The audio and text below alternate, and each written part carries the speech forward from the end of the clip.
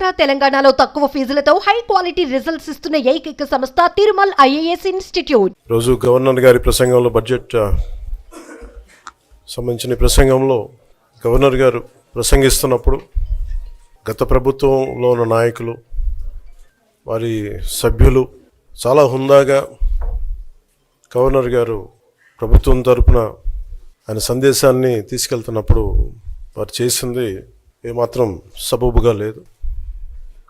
Governor గారు గత నెల రోజులుగా ఆయన ఆరోగ్య పరిస్థితి బాగా లేకపోయినా కానీ కంటిన్యూస్గా తీవ్ర జ్వరంతో బాధపడుతున్నప్పటికీ కూడా ఆయన ప్రత్యేకించి వచ్చి ఆయన ఈ రోజుని చాలా ఘనంగా చాలా బలంగా ఈ మెసేజ్ని ఇచ్చినందుకు ముందుగా గవర్నర్ గారికి మా ప్రత్యేక ధన్యవాదాలు.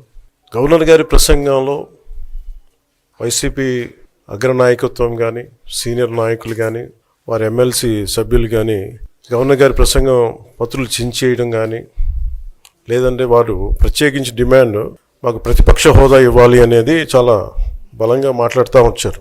ఇది అడిగితే వచ్చేది కాదు, అది ప్రజలు ఇస్తేనే వస్తుంది. బేసిక్గా ఒకటి హైయెస్ట్ మెజారిటీ ఎవరికి ఉంది వాళ్ళు ప్రభుత్వం ఫామ్ చేస్తారు, వాళ్ళకంటే నెక్స్ట్ స్టేజ్ ఎవరికి ఉంటే వాళ్ళకి ప్రతిపక్ష హోదా ఇస్తారు. అంతేగాని గతంలో మేము ప్రభుత్వాన్ని పరిపాలించాం కాబట్టి మా ప్రతిపక్ష హోదా ఎవరికి ఇవ్వరు. కనీసం జనసేన కంటే కూడా ఒక సీట్ ఎక్కువ ఇచ్చినా కానీ వాళ్ళకి ప్రతిపక్ష హోదా దక్కేది. ఈ రోజున ప్రభుత్వంలో second largest party Janasena. So దాన్ని ప్రజల దృష్టికి తీసుకొద్దాం. వైసీపీ నాయకులు వాళ్ళు చేస్తుంది ఏంటంటే మాకు ప్రతిపక్ష హోదా ఇస్తే తప్ప మేము అసెంబ్లీలో అడుగు పెట్టాం లేదంటే ప్రసంగాల్లో అడ్డుకుంటాం అని, ఇది సరైన మెసేజ్ బయటికి వెళ్దాం. ఇది రైట్కు సరైన విధానం కూడా కాదు.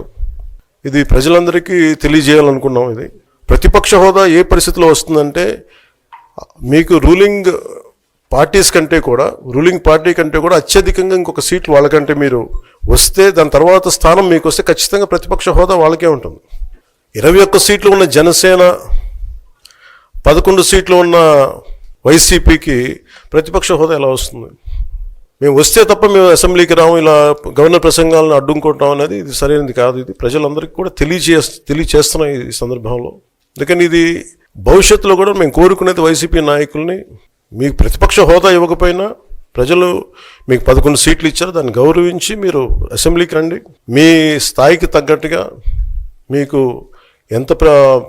మీకు ఎన్ని ప్రశ్నలు అడగాలో దాన్ని తగ్గట్టుగా ఇస్తారు మీకు. ఇవన్నీ దాటి మన స్పీకర్ గారు కూడా చాలా గౌరవంగా వాళ్ళు 11 సీట్లు వచ్చినప్పటికీ కూడా చాలా గౌరవంతో ఇంతకాలం వాళ్ళకి ఇస్తూ వచ్చారు. ప్రశ్నోత్తరాల సమయంలో కూడా ఆయనకి ఇచ్చారు. గతంలో కూడా ఇవన్నీ ఆయన రావడానికి కూడా ఆయన ఎలా రావాలి ఏం చేయాలి దానికి కూడా చాలా ఏమాత్రం ఇబ్బంది పెట్టకుండా గతంలో కూడా చేశారు. ఫస్ట్ మీరు మనకి గవర్నమెంట్ ఫామ్ అయిన తర్వాత కూడా వీటిని దృష్టిలో పెట్టుకొని వైసీపీ కొంచెం హుందాగా వ్యవహరించాల్సిన అవసరం ఉంది. వైసీపీ నాయకులకు కూడా మీకు బాధ్యత ఉంది. గవర్నర్ గారి ప్రసంగాన్ని మీరు ఆ విధంగా మీరు ప్రశాంతంగా విని దాన్ని వచ్చే జరుగుతున్న సమావేశాల్లో మీరు దాని మీద లోటుపాట్లు మీరు చెప్తే బాగుంటుంది తప్ప ఇలా కూర్చోబెట్టి అరుపులు కేకలు ఇది సమంజసంగా లేదు. అంటే అర్ధాంతరంగా ప్రతిదానికి అసెంబ్లీలోకి రాగానే గొడవ పెట్టుకోవాలి, దేన్నైనా విభేదించాలనేది ఇది చాలా లో లెవెల్ ఆలోచన విధానం, లో లెవెల్ స్ట్రాటజీ. అది ప్లీజ్ మీరు అప్గ్రేడ్ అవ్వండి, మీరు అప్లిఫ్ట్ చేసుకొని మీరు కూర్చోబెట్టి డెమోక్రటిక్ ప్రాసెస్కి గౌరవం ఇవ్వండి. మనస్ఫూర్తిగా వైసీపీ నాయకులకి ఇది నా విన్నపం, నా విజ్ఞాపన. This what I would like to say. And నిజంగా కావాలి అంటే మీరు ఈ 5 సంవత్సరాల్లో మీరు ప్రతిపక్ష హోదా మీకు రాదు, అది మీరు మెంటల్గా ప్రిపేర్ అయిపోండి. 11 సీట్లతోటి మీకు ప్రతిపక్ష హోదా ఇవ్వబడదు, రాదు. ఎందుకంటే ఇట్ ఈస్ చంద్రబాబు గారు, గౌరవ ముఖ్యమంత్రి చంద్రబాబు గారు డిసైడ్ చేసేది కాదు, జనసేన డిసైడ్ చేసేది కాదు. దానికి రూల్స్ ఉన్నాయి, దానికి రెగ్యులేషన్స్ ఉన్నాయి, నామ్స్ ఉన్నాయి. ఉదాహరణకి నేనే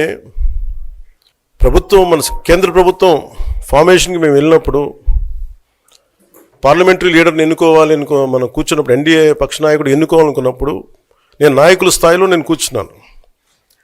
అదే నేను ఇక్కడ మంత్రిగా ప్రమాణ స్వీకారం చేసేటప్పటికి నన్ను ప్రధానమంత్రి గారి పక్కన నన్ను కూర్చోబెట్టలా. నేను డిప్యూటీ సీఎం అయినప్పటికీ కూడా అది మంత్రి హోదానే కాబట్టి తిరిగి నన్ను మంత్రులందరూ పక్కనే కూర్చోబెట్టారు తప్ప ప్రత్యేకంగా నన్ను అక్కడ కూర్చోబెట్టలేదు. అంటే very specific rules and regulations నడుస్తాయి. ఉదాహరణకి పొద్దున కూడా స్పీకర్ గారు ఎదురొస్తే నేను అసెంబ్లీలోకి అడుగు పెడతా ఉంటే స్పీకర్ గారు ఎదురొచ్చారు. మనకి వచ్చి ఆయన కూడా ఆయనతో పాటు రండి అని వెళ్తుంటే ముందుకు తీసుకెళ్తుంటే నాకు అనిపించింది, సార్ ఇది డిప్యూటీ సీఎంకి ప్రోటోకాల్ ఉండదు, ఓన్లీ ముఖ్యమంత్రి గారు, స్పీకర్, మనకు కౌన్సిల్లో ఉండే చైర్మన్ ఆయనే మీరు చేయాల్సింది తప్ప ఇది మేము ఉండేది కాదని చెప్పి నేనే వెళ్ళిపోయాను. ఎందుకంటే మేమే ప్రోటోకాల్స్ బ్రేక్ ఎందుకు చేయమంటే మాకు లేని ప్రోటోకాల్ మేము అడగం. అలాగే వైసీపీ నాయకత్వం కూడా గుర్తించాల్సింది, ఇది మీకు హోదా ఇవ్వబడదు. ఇది చంద్రబాబు గారు ఆప్ చేస్తేనే కాదు, ఇది ఎవరు ఆప్ చేసింది కాదు, మీకు ప్రజలు మీకు ఇవ్వలేదు. మీకు అది మీరు దృష్టిలో పెట్టుకొని మీరు ప్రవర్తించాల్సింది మనస్ఫూర్తిగా నేను వారిని కోరుకున్నాను. అంతేగాని వారిని ఎక్కడ అవమానం పరచాలని కానీ వారిని తగ్గించాలని కానీ లేదు. 175 సీట్లు కేవలం పాపం 11 సీట్లు ఇచ్చారు వాళ్ళకి. ఆ దృష్టిలో పెట్టుకొని ప్రవర్తించవలసిందిగా మనస్ఫూర్తిగా వారికి కోరుకుంటూ మీకు తెలియజేసుకున్నాను. Thank you.